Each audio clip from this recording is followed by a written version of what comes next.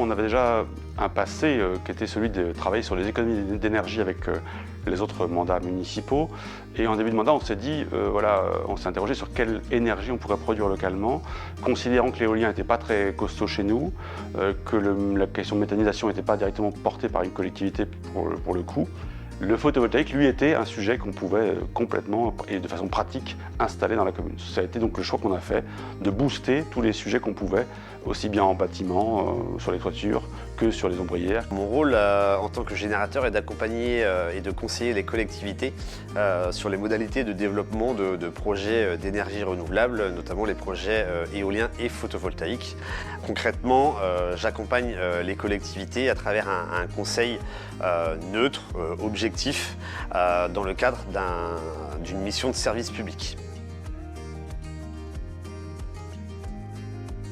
Si on a choisi d'investir dans les ENR, c'est aussi pour assurer nos marges dans le budget de fonctionnement de la collectivité. Ça paraît contre-intuitif, mais investir pour justement baisser nos coûts, comme on l'a fait sur les économies d'énergie qu'on a pu produire, mais aussi en produisant, c'est derrière l'autoconsommation qui va nous permettre de tenir cet équilibre de coûts. Donc le bénéfice, il est là, et le bénéfice, il est également sur vraiment la capacité à dynamiser le sujet au sein du territoire communal pour tous les habitants. Le gros point, c'est le budget, évidemment, parce qu'il faut investir. Donc, c'est des moyens qu'il faut allouer là-dessus. Et comme j'ai pu l'évoquer, les collectivités n'ont pas de détachement entre ce qui va être productif de ce qui ne l'est pas. Une école ou des panneaux, ça ne produit pas la même chose en termes de retour, mais c'est dans le même budget d'investissement de la collectivité. Donc, c'est le frein, c'est le budget qui ne permet pas de faire tous les projets qu'on souhaiterait. Ce pourquoi on a souhaité créer une société avec d'autres communes pour nous permettre d'aller plus loin, justement, au-delà du simple budget communal. Le SDE 35 a été un des gros accompagnateurs qu'on a pu avoir. Mais aussi, la SEM Énergie, dans le département évidemment, était elle en capacité de nous accompagner et de produire elle-même des projets sur la commune. Beaucoup d'accompagnement qui était très utile parce qu'en interne, dans une collectivité comme la nôtre, à un peu moins de 4000 habitants, on n'a pas d'ingénierie, on n'a pas tout cela. Donc heureusement que ces partenaires sont présents. Sur Redon et Redon Agglomération, on a Énergie en Pays de Vilaine qui est aussi un accompagnateur des projets qu'on a pu porter. Donc on avait de la ressource au local qui était plutôt intéressante, mais il n'empêche qu'il faut les agents et les élus motivés, c'est ça la base du sujet. Tout l'intérêt de cette mission, d'expliquer l'ensemble des possibilités et des outils qui sont à disposition des collectivités.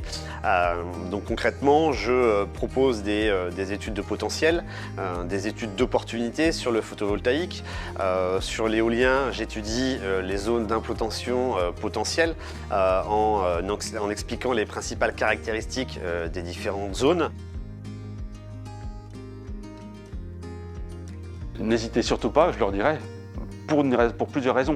La question économique, je l'ai évoquée en partie, c'est-à-dire qu'il y a un gain à terme pour la collectivité.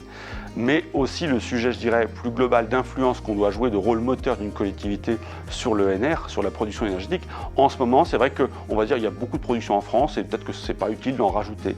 Mais on ne parle pas d'investissements qui vont se faire dans la minute, qui vont se faire dans l'année seulement.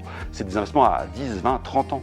Donc il faut raisonner sur un long terme et je pense que le bénéfice, il sera évidemment extrêmement important. Qui plus est, pour les communes rurales, il y a un vrai enjeu sur les énergies à prendre. Et donc je pense qu'on ne peut pas rester à côté du sujet au risque que d'autres viennent l'occuper pour nous.